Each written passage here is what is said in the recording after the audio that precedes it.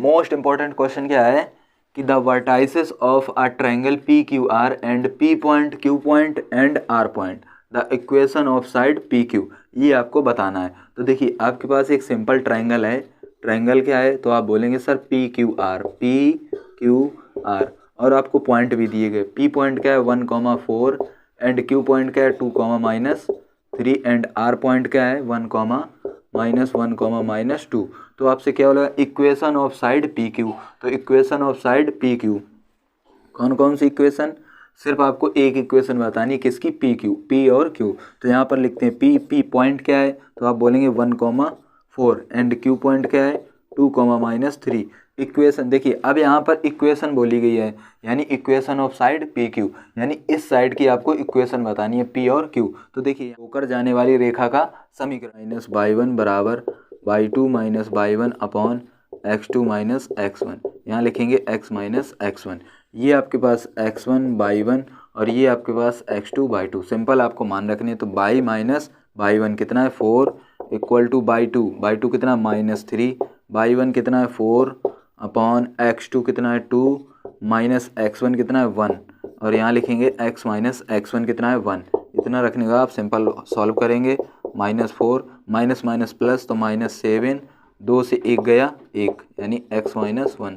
तो देखिए यहाँ पर लिखेंगे y माइनस 7 कितना है 4, y माइनस 4 इक्वल टू क्या बचेगा -7 इंटू x माइनस 1। सिंपल आप इसमें गुणा करेंगे तो y नीचे 1 है, 1 से कोई मतलब नहीं, -7x और माइनस माइनस कितना हो जाएगा प्लस, 7x को इधर लाएंगे तो 7x और प्लस क्या आएगा y इक्वल टू क्या बचेगा 7 और ये -4 इधर क्या हो जाएगा +4, तो 7x plus y equal to 11। ये आपकी इक्वेशन है किसकी, पी क्यू की। चलिए एक और इम्पोर्टेंट क्वेश्चन देखते हैं, क्या है कि if A D is the bisector of angle A of triangle A B C with vertices A point B point and C point then the equation of A D. ये आपसे question बोला गया है। तो क्वेश्चन में ए का बनाएंगे triangle और बाइसेक्टर कहाँ से है तो आप बोलेंगे सर ए पॉइंट से। ए पॉइंट से क्या है ए पॉइंट से क्या है बाइसेक्टर। मान लीजिए ए पॉइंट से हमने एक बाइसेक्टर वो खींचा, ठीक, मान लिया डी बिंदु। तो जो बाइसेक्ट करेगा तो किस रेशियो में करेगा, तो ए बी रेशियो किसमें बी ए सी, इसमें ये रेशियो डिवाइड करेगा। तो पहले हम डिस्टेंस लगाएंगे ए बी के बीच की डिस्टेंस, किसके बीच की, ए और बी के बीच की दूरी। तो ए पॉइंट क्या है तो आप बोलेंगे सर 4,3 एंड बी पॉइंट क्या है 0,0 एंड सी पॉइंट क्या है 2,3। तो आप ए बी के बीच की दूरी लगाएंगे तो क्या होता है डिस्टेंस फार्मूला क्या होता है y2 माइनस y1 देखिए x2 minus x1 plus y2 minus y1। तो यहाँ से ए बी इक्वल टू कितना आएगा, देखिए यहाँ आएगा 4 प्लस यहाँ कितना आएगा 3, तो ए बी इक्वल टू 4 का स्क्वायर 16 एंड 3 का स्क्वायर 9, ये आएगा 25 यानी 5। तो ए बी कितना आया 5, रेशियो लगाएंगे, ये आपका ए बी कितना है 5। अब निकालेंगे ए सी, इसके बीच में डिस्टेंस फार्मूला लगाएंगे। तो इसके बीच में क्या लगाएंगे तो देखिए ए सी इक्वल टू वहीं से देखिए x2 माइनस x1 यानी 4 minus 2 plus y2 minus y1 3 minus 3, ये तो कट जाएंगे। तो ए सी इक्वल टू कितना आएगा, 4 से 2 सब्ट्रैक्ट करेंगे तो 2, यहाँ 0 बचेगा, स्क्वायर से ये कैंसिल तो कितना आएगा 2, तो ये कितना आएगा 2। अब आपके पास रेशियो पता है, सिंपल आप क्या निकालेंगे डी पॉइंट।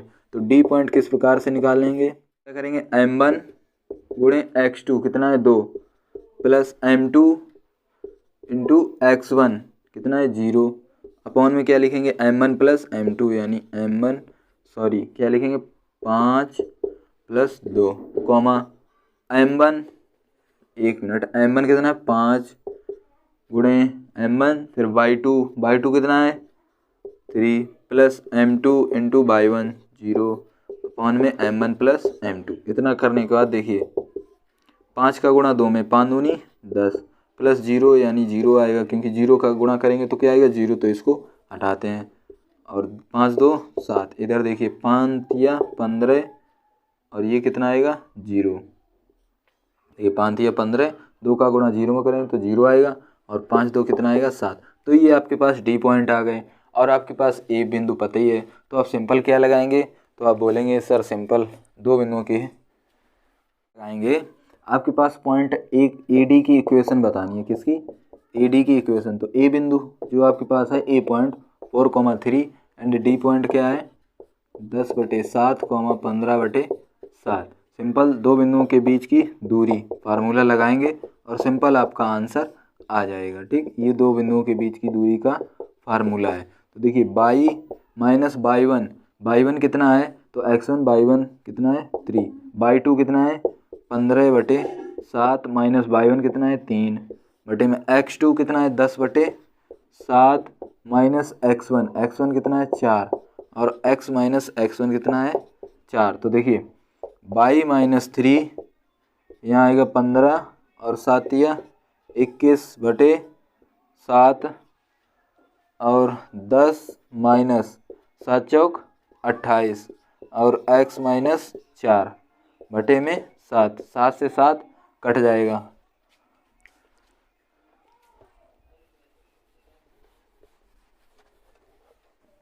अब यहाँ से देखिए तो बाई माइनस 3 इक्वल टू कितना आएगा, देखिए 7 से 7 कैंसिल, 21 से हम 15 को घटाएंगे तो कितना बचेगा -6 और यहाँ 28 से अगर हम 10 को घटाएंगे तो कितना बचेगा -18 और इधर क्या है x -4। देखिए माइनस से माइनस कट जाएगा और 6 से ये कट जाएगा, 6 कम 6, 6 तिया 18। तो बाई -3 इक्वल टू 1/3 x -4।